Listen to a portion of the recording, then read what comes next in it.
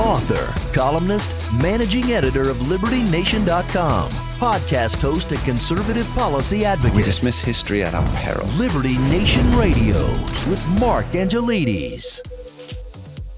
Will Rogers once quipped that politics has become so expensive that it takes a lot of money even to be defeated. And it seems the amount of cash now involved in presidential and congressional races is on an upwards trajectory, with no end in sight. But can the Republic survive its own excess of disposable wealth? Welcome back to Liberty Nation Radio here on the Radio America Network. I'm your host, Mark Angelides. On today's show, we'll tackle the big money questions that so afflict modern politics. It's going to be quite the show. I'd just like to take a brief moment to say a special thank you to our listeners out there in Hastings, Michigan on WBCH 1220 AM and 93.1 FM. Thank you for being here, and thank you to all the other listeners coast to coast here on the Radio America Network. Now, remember, this show is proudly sponsored by LibertyNation.com, where you can access podcasts, breaking news, analysis, and a range of biting and brilliant shows to whet your appetite for freedom and your fondness for the great American Constitution. Let's get started. Election season is on the horizon, and like a new dawn rising once again, the never-Trumpers are back in force and racing to spend as much as they can to defeat Donald J. Trump. Now, is the democratic process being sacrificed in the name of personal animosity? We're joined once again by Liberty Nation's senior political analyst and longtime host of this here radio show, Mr. Tim Donner. Welcome back, Tim. Okay, good to be here, Mark. So, Tim, in 2020, we saw outfits like the Lincoln Project go to really any lengths to derail Donald Trump, and then further lengths to try and derail Virginia Governor Glenn Youngkin with staging a tiki torch false rally. But it seems that this election cycle, that group and others are more determined than ever to keep Donald Trump from heading back to the White House. What's happening? Well, I can tell you, having followed national politics and studied it for decades, I have never seen a movement that is so singularly aimed at a single person. In other words, the whole purpose of the Lincoln Project, they don't have any policy ideas.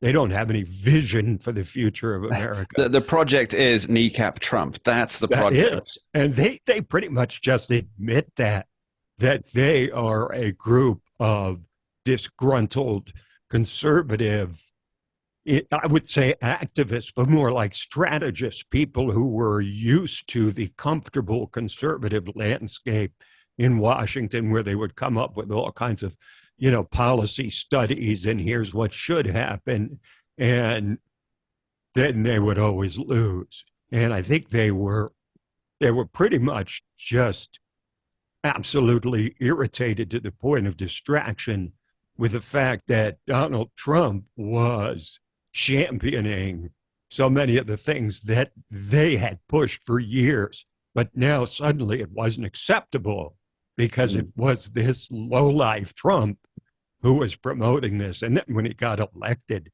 they went absolutely berserk because they had lost their standing in the conservative establishment in Washington, the think tanks and the big events and the places that people were used to comfortably going and speaking the conservative position.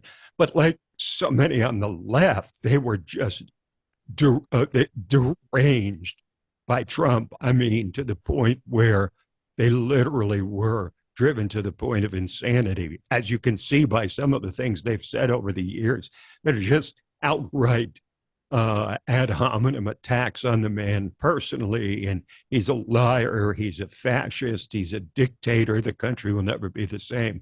And they don't care. Lincoln Project people who are, Republican, old-time Republicans, most of them neoconservatives, Bush Republicans, shall we say, and Bush, of course, now seems very moderate. They care not one whit that what they've done is undergird the attacks of the left on Trump. In other words, they don't care a thing about where the left will take the country if it means getting Trump out of the way. So they'd rather run up, huge trillions and trillions more in federal spending and all the things that are associated with the Biden presidency. Doesn't matter to them. as long as Donald Trump is not president. And they've run up a pretty big budget. Their fundraising has been quite successful because they're so targeted. But the group overall is, I'll just say, less than impressive in their honesty, in the way they raise money, in what they claim for themselves, in the purity of their motives. They've been long discredited, but of course, they're useful idiots for the left. That's what the Lincoln Project is. And I think they're particularly emboldened, Mark, because they succeeded in 2020. They succeeded in taking Trump down, and they're convinced, along with the Democrats, that they can do it again, which is why they want Trump to be the candidate, because they believe he's probably the only Republican they can beat. That's their belief. Yeah, there's an element of elitism, well, more than an element of elitism and snobbery about the group. As you say, they've spent decades putting forward policy proposals, and then Trump comes along, and essentially he takes those proposals and he mushes them into something that's easily digestible, Yes. that can be essentially phrased into a single sentence to be and can be made populist. Yeah. In other words, take conservative policy positions and present them in a populist perspective. But isn't this precisely what the American people voted against in 2016? That snobbery, that elitism, that inside the DC Beltway kind of mentality where we're your betters. This is what we decide, and this is what will be rushed out across the country. And it's a very undemocratic form of pitching ideas to the populace, isn't it? Well, there's never been a more polarizing figure than Donald Trump, because the people that support him to the end would literally fall on their sword or watch him fire a bullet down Fifth Avenue and not even react. Yeah. The people on the other side will do anything, and they've proven they will do anything to take him down. They're driven by a hatred that, if you lived through the Nixon years, the Reagan years, and the Bush years, seems like it'd be hard to exceed the vitriol that they directed at those three Republicans. But they have far exceeded it with Trump, because they see him, and it's like Dracula sees the morning, and has to turn away, and he cannot even live with Donald Trump. So again, having seen this for decades, national policy, I've never seen anything like the single-minded effort against Trump. But of course, what they've done is they've dragged the Trump voters, anybody who voted for Trump, down to the level of Trump. Their mind saying they're semi-fascist. Anybody who would support this guy is just as bad as the guy himself. Yeah, those domestic extremists going to school board meetings. Now, Tim, there's all this money going against Donald Trump, but of course you need a lot of money to run for president anyway. Now, I'm just curious, a final question for you. Like, what does it cost to run for election in the 21st century? And is this a barrier to entry? And I guess most importantly, sorry, a quick answer for a long question, if I may. Is this what the founding fathers envisioned? No, but it's what they feared, that politics would become a place where people could vote themselves money, where people could use class warfare to take down those people who were successful. Thomas Jefferson himself said he didn't think that this experiment could really last more than a generation. That's how pessimistic he was. It is not what expecting a man to wear a boy's shirt, wasn't it, Thomas Jefferson? More or less. That's true. Okay, Tim Donner, we will be following the election as it comes to fruition, and we'll see what happens with the big money spent. Tim, thanks ever so much for joining us. Always a pleasure, Mark. We dismiss history at our peril. Liberty Nation Radio with Mark Angelides. President Biden's approval numbers are once again in the tank. And the issue most voters cite as their top priority is, you've guessed it, the economy. But in the grand scheme, does it really matter for the nation's finances who sits in the Oval Office? Well, we're lucky to be joined by Liberty Nation's economics editor and host of the excellent Swamponomics video cast, which you can check out on libertynation.com or on YouTube or on Rumble. We're on them all. Mr. Andrew Moran. Great to have you back, Andrew. Thank you for having me. So in your opinion, Andrew, whether it's a Democrat or Republicans, are the nation's finances going to be sorted out by whomever becomes president? No, not at all. I kind of guessed that answer, but why? I guess that would be your answer, but why? Well, okay, so I've alluded to this slightly on this program before, but the main thing that's driving all of this debt and deficits is mandatory spending. Neither Republicans nor Democrats are going to be touching mandatory spending, which is things like Social Security. Let's just outline that. I'm sure everybody knows, but just for my benefit more than anything else. So there's discretionary spending, which is what they have the big budget debates about, and we're gonna have a government shutdown because we don't have the spending for. But that's all discretionary spending. So that's what they debate about. That's what they write bills about. But there's mandatory spending that nobody sitting in Congress can really do anything about, or they choose never to discuss or debate. Yeah, of course they'll never choose it, because if you talk about cutting Social Security or raising the retirement age or doing whatever the case, you're just slaughtered in the polls. I mean, former President Donald Trump, he tells every Republican not to touch Social Security, and politically, it's a wise move. Economically, it's not a wise decision, because that thing is going to be bankrupt within the next 10 years. It's going to be running out of cash. But to answer your previous question, though, the reason why the deficits and debt soar is because nobody touches mandatory spending. That accounts for about 2/3 of what the government spends every single year. So the Biden budget proposal is about $6.7 trillion. So if you do 2/3 of that, you get that. That's how much the government spends every single year, and why nothing will ever be done. Right. So it seems that it's a near constant refrain, isn't it? That one side blames the other for fiscal irresponsibility, and then when they get the power of the purse, it becomes open season on taxpayers. Like the Bugs Bunny cartoon where he's arguing with Daffy Duck, and it's rabbit season, duck season, rabbit season, duck season. But in reality, it's taxpayer season, right?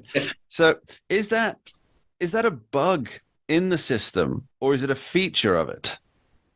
Well, it's probably a feature, because politicians are always looking to the next election cycle. Nobody wants to touch the bread and butter of the U.S. government. No one's willing to tackle the meat and potatoes of what drives the U.S. budget. Because if you look at it, I always reference the 2012 election when Paul Ryan made some suggestions of what you could do to make sure that Social Security was on proper fiscal footing. They likened him to pushing old ladies off the cliff in wheelchairs. So that's the type of political discourse you have. No one is willing to be serious about it. Democrats will say raise taxes or raise Social Security taxes, but people are taxed enough. And it's an old adage right now, but it's true. The government does not have a revenue problem; it has a spending problem. You see this in all the monthly Treasury statements of the government. Spending 20% more and taking 10% less in. I think that was the May Treasury Department statement. Well, that's kind of what I want to talk about, Andrew. See, I'm no economist, as is evident by almost every statement I make. I think you're good, Mark. Thank you. But it appears to me that if you spend more than you bring in, you're never going to get a balanced budget or pay down the national debt, which I wonder. I mean, you kind of alluded to this, that nobody wants to be the person to rip off the sticking plaster.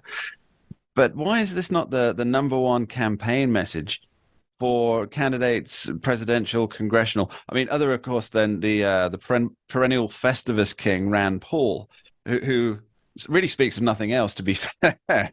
So why isn't this a message that would clearly resonate with voters? I mean, wouldn't it, to say that, we're going to have to, because this is how I see it, Andrew. I might be wrong on this, but the debt's going to keep increasing because of mandatory spending. There's really no wiggle room on that. So it's going to keep increasing. And the only way to pay that national debt is to eventually tax more. And so isn't this a question of, people are saying, I got to tax the rich, you got to tax corporations. But this tax, it comes down and eventually it's going to hit everybody, all these new taxes. So isn't it really a case of trying to feed the crocodile so it eats you last? Okay, so a couple of things. So if you were to tax all the billionaires in the United States today, that would keep the halls of Congress open for maybe at most 6 months. It would do very little for the U.S. government. So for your original question of why it's not a top issue, it's not really sexy. Nobody really likes talking about the national debt because that would require I like it, Andrew. solutions. I like it. If you remember in the 1992 election, I think it was President George H.W. Bush. Someone in the crowd was asked him, "Why should I care about the national debt?" And he couldn't really provide the answer. I mean, he kept looking at his watch the entire debate. But the answer to that question is, if the national debt keeps rising and you have these higher interest rates, that's going to require more of the budget being allocated to servicing that debt. And what happens when that occurs? Well, you can't pay for other things in the U.S. government that people love, like food stamps, for example. You can't pay for all these things. So that's why people should be concerned about the national debt. But it's not going to be a top issue especially in a state of U.S. election politics where it's all about sound bites and trying to portray someone as racist or trying to say orange man bad. I mean, Ron DeSantis, he talks about the policy wonk issues, but not necessarily everybody else. Okay, I mean that's translating the polls because he's not really doing well in the polls. Yeah, Joe Biden, he's been touting his policy wonk issues, which is essentially a collection of spend more that makes up Bidenomics as the cure to all fiscal ills. Now, well before this became a hashtag for the White House, you've been using Bidenomics, and I guess there's a Reaganomics, there's a Clintonomics, it's always there. But you were using it to describe something that is really, I guess, akin to what you also term Bidenflation, right? Is it Bidenflation by any other name? Matthew, I'll say that Bidenflation is deflation. But anyway, I mean, what's funny too with the whole just for our radio listeners there, that wasn't President Joe Biden actually coming into the studio. That was Andrew's very accurate impersonation. Sorry, please carry on. Well, what's funny about Biden inflation is that he's been asked repeatedly, do you take credit for, is it your fault for what's happening with inflation? And his response is usually no, or it was growing when I got here, which is completely insane. If you look at just look at the CPI numbers, and you see that when he came to office, the annual inflation was 1.7%. He gets in office, passes the American Rescue Plan, passes the bipartisan infrastructure law, all this spending that occurred, and boom, what happens? Inflation starts skyrocketing, and inflation is at 4%, but it's a lot higher than what the government says, of course. Yeah, and of course, people have lived through a winter of inflation, or a dark winter, as Joe Biden once told everybody to prepare for it. Andrew, very quick, yes or no answer. Is inflation going to stay around the 4% mark, or do we expect it to go up or down? Sorry, not a yes or no answer, an up or down answer. Well, it's going to be like the 90s, 80s and 90s. It's going to go up and down. It's going to be a ping pong ball in the next 2 years. Read my articles on libertynational.com, and I talk about that. Andrew Moran, thanks ever so much. Thank you for having me. We dismiss history at our peril. Liberty Nation Radio with Mark Angelides. As election season begins, it seems the Fourth Estate is on a single-minded mission to get Joe Biden back into the White House. Whether it's poo-pooing negative economic data or engaging in a full-court press against presidential contenders on both sides of the aisle, it looks like the legacy media is willing to jettison any principles that still remain to make Joe Biden a two-term president. Now, Liberty Nation's editor-in-chief, Lisa K. Donner, has her pulse on the press and joins us today. Thanks for coming in, Lisa. Good to be here, Mark. So, Lisa, it is great to have you here, but what the hell happened to press impartiality? Well, before we get into that, could you define for me who the press is? I mean, that's the problem right now in the 21st century. In 2023, the media is always evolving, let's face it. It's the beginning of the republic. It's evolved. It was newspapers, and then it was radio. And then in 1960, really, television came on the scene as a deal maker for candidates, and John F. Kennedy. And John F. Kennedy specifically, yeah. Yeah, now in the 21st century, what do you consider media? You're a little bit younger than me, just a little bit. Well, I as we discussed last week, I'm a bit of a technophobe philistine when it comes to these things. But For me, I get most of my in-depth information from podcasts. Now, this is something that I know that you and I, we both watched the Robert F. Kennedy Jr. podcast Yes, with Joe Rogan, right, the 3 hour epic, which was right. great fun. And he mentioned that he thinks that media like Joe Rogan's, this extended podcast form, is really the new television. And he hopes to use that in the same way that his uncle, Jack Kennedy, used television to overcome Nixon, because he was very telegenic. And RFK Jr. hopes to use podcasts in the same way. And I think he might be onto something, because much to the disagreement of, let's call it, the legacy media, the audience can handle long form content, and they like it and they enjoy it. The numbers show it. You've got Joe Rogan is the world's #1 podcast, the 3 hours a show. Steven Crowder does 2 hours a day, 5 days a week, long form stuff. So that's what I would say is the new media, that really the old media, which is kind of the one that's on a mission to protect Joe Biden, hasn't really caught up with. Well, haven't we really hit the bookends in a way? Yeah, It's very either much so. very, very long form or very, very short form. I Mm. mean, up until recently, tweeting was, just a few characters. Now you can have at it. But for instance, Fox got rid of Tucker Carlson, but then he just regrouped and went on to Twitter. Now, is Twitter part of the media? I Oh would yeah. argue that it is. It's a big part of the media. And so you can go Joe Rogan, which is 3 hours. And of course, Rush Limbaugh used to be 3 hours on Yep. radio. Or you can go to Facebook and Twitter, where people, are exchanging all day long, but in short form, in general, at least now Twitter's turning to long form. But now, just this morning, you wrote an article on the media and the government. Mm. And I think that's where the problem is. When they start getting a little too close, too buddy-buddy, it doesn't feel right to Americans. Yeah, it almost feels as though you don't have a media, but rather a propaganda arm. The article Lisa's referring to, by the way, was as a result of the recent decision by a federal judge to U.S. uh, District Court Judge Terry Doty, Terry Doty, yeah, Doughty, right? to ban certain Biden administration officials, including DOJ employees, FBI officials, from contacting social media for anything outside of national security issues, criminal activity issues, which they've always had an open door for. Right. And if So, you read any of the Twitter files, or if you were part of the media that actually heard about the Twitter files, and I think a lot of people haven't heard about the Twitter files, yeah. then there was a lot of back and forth going on when COVID was happening. Yeah, they even had in the old management of Twitter, they had like an open door program where requests could be lodged directly from the government that would then be dealt with by people working within Twitter Right. That's to awfully remove different buddy-buddy. things. Yeah, I Yeah. mean, too And buddy, I think, is the point, right? well, and then when is it free speech and when is it government speech? Yeah, That's that's the big question. But I got to ask you, Lisa, it. from a business strategy, we know full well that free markets, I always seem to come back to free markets.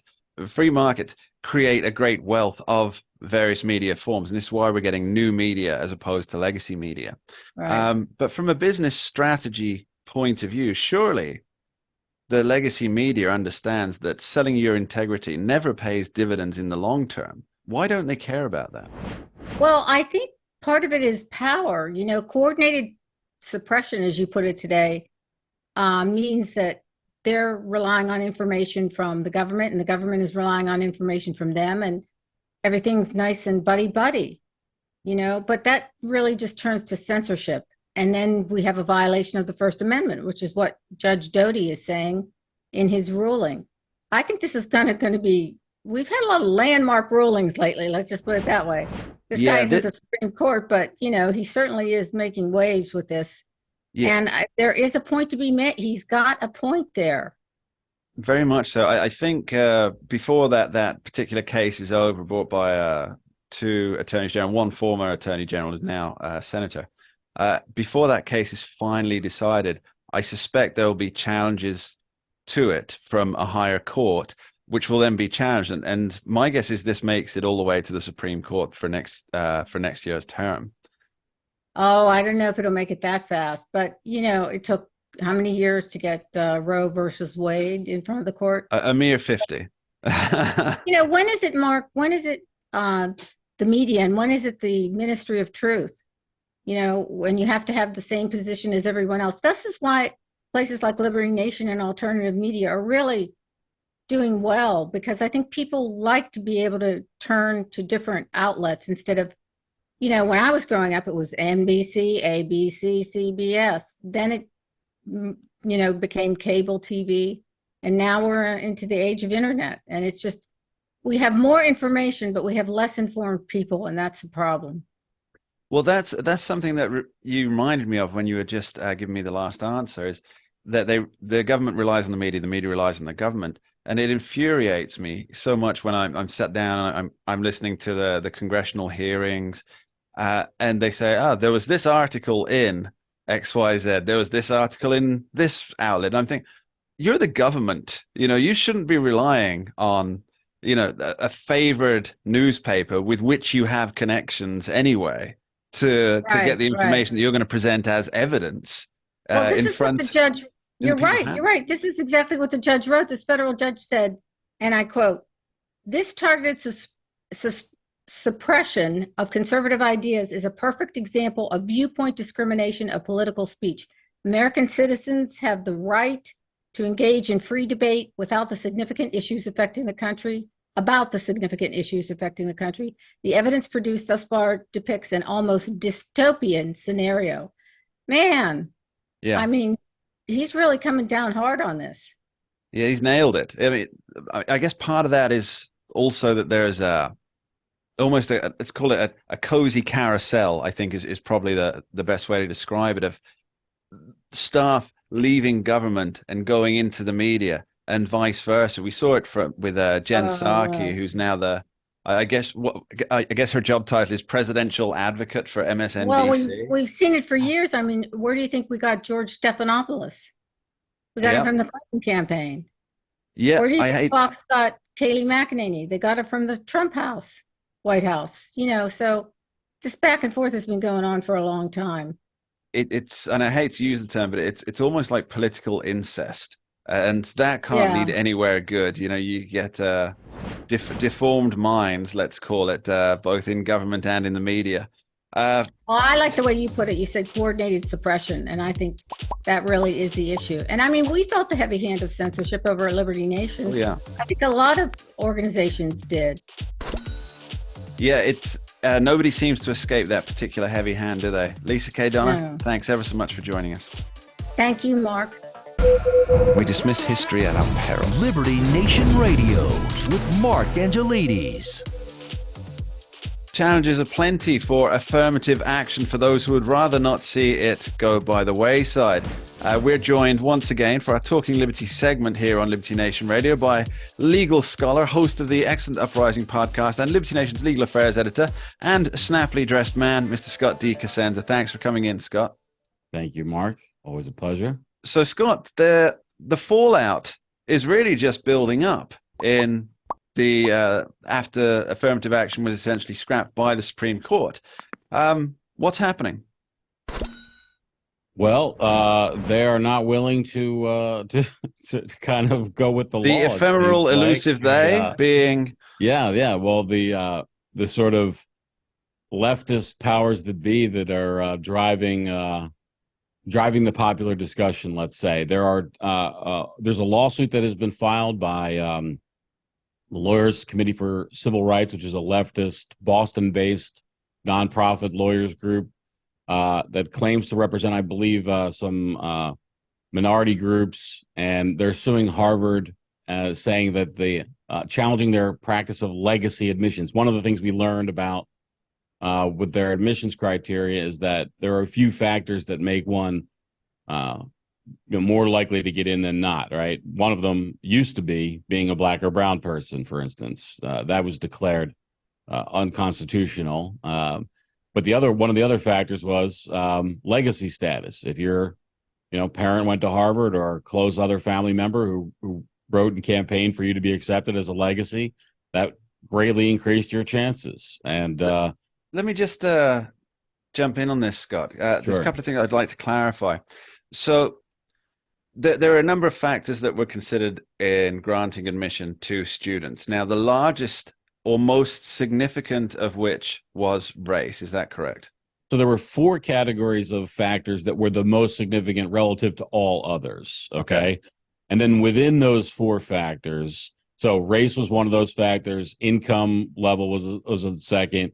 The third one was legacy. I forget what the fourth one was. Within that metric of 4, race was, if you said, oh, gee, would it be better to have, 2 identical candidates and one of them's dad went to Harvard and one of them was black, whose parents didn't go to Harvard, you'd much rather be the applicant who had the correct or favored skin color in this case, rather than some other category. So essentially this lawsuit, without attributing negative motivation, as it were, but this really seems to be a backlash saying, well, if these people... Oh, no, you don't need to... You can attribute the motivation. Oh, okay, then. So what they're saying is, hey, if you weren't letting these people for this reason, if you weren't letting these people for this reason, you shouldn't let in the white people. Now, I want to drill down into this, because presumably what they're saying is the white people are the legacy admissions, the majority of legacy admissions. Is that true? All your answers, all your questions are answered by tuning into MSNBC, Mark, the official organ for these groups.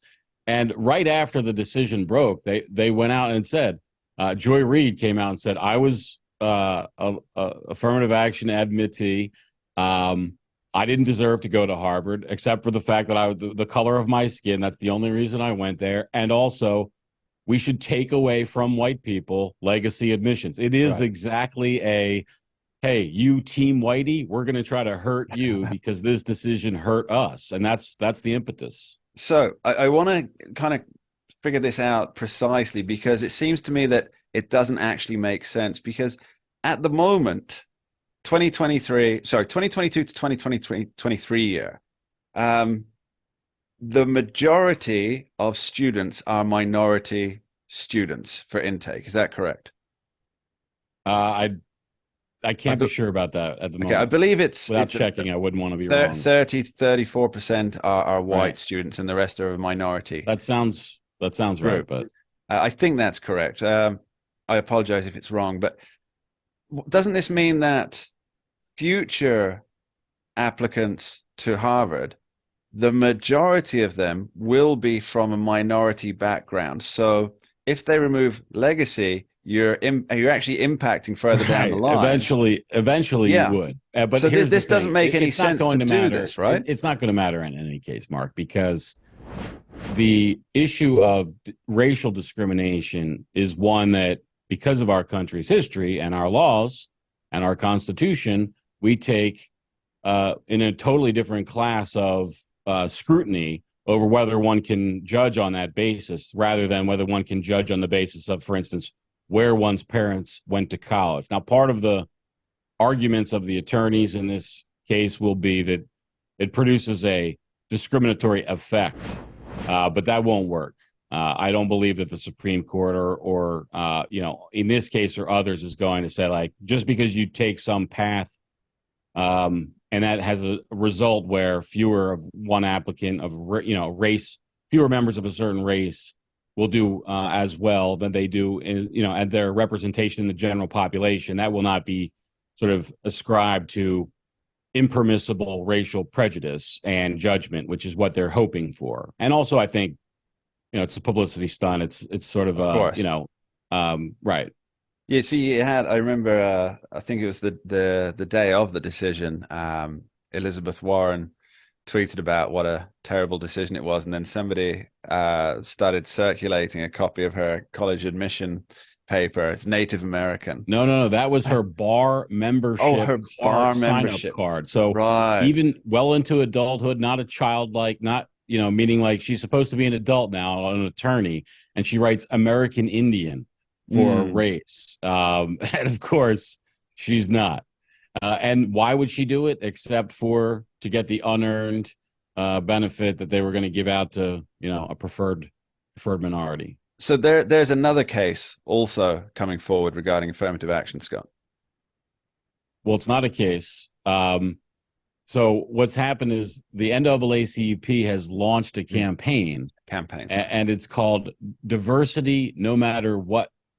Now, why would they call it Diversity No Matter What? It's quite shocking, Mark, because of all the legal work that the NAACP is kind of famous for in this country. But no matter what is no matter the Supreme Court's decision that says that to discriminate on the basis of race is illegal and violative of our Constitution. So that's the no matter what. It's a shocking campaign that basically just encourages the continued racial discrimination in spite of the ruling. Well, no matter what is essentially the same as saying by any means necessary, right? And there's a lot of historical context with by any means necessary. These are, this was plastered all over the nation during the summer of love, as it was when the nation burned. And so it seems to me that, as you say, at the NAACP, its whole raison d'etre was to function within the legal framework, right? And now they're saying absolutely, yeah, that this doesn't matter because Thurgood no matter Marshall what means no matter what the framework. So they're jettisoning that in favor of this push for, and let's be clear, this is not a push for actual diversity, is it, Scott? We've talked about this before. This is a push for skin color diversity, which I think is possibly the least diverse thing about people, isn't it? Well, it is just that. The more you get into the weeds on the actual details, the more disturbing the whole system is. For instance, a white person is a person who could be born and raised in Sweden, could be a Kurdish refugee from Iraq, a Ukrainian refugee, or an American.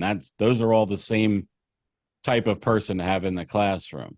And despite the lived experience that we hear so much about. And for Asian, I think it could be like, if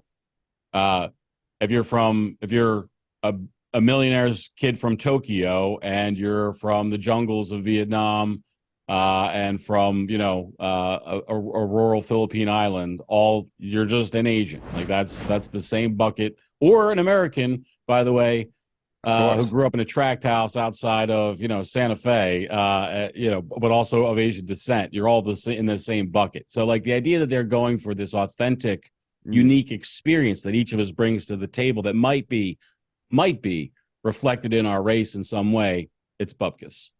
And there you have the official word from the University of Bupkis. Scott DeCosenza, thanks ever so much. Cheers. And that's about all we have time for on this week's edition of Liberty Nation Radio. My thanks to our guests, Tim Donner, Andrew Moran, Lisa K. Donner, and Scott DeCosenza. And of course, to you, our listeners, for tuning in. I'd like to leave you with a couple of observations by the legendary commentator and author P.J. O'Rourke regarding the money and politics nexus.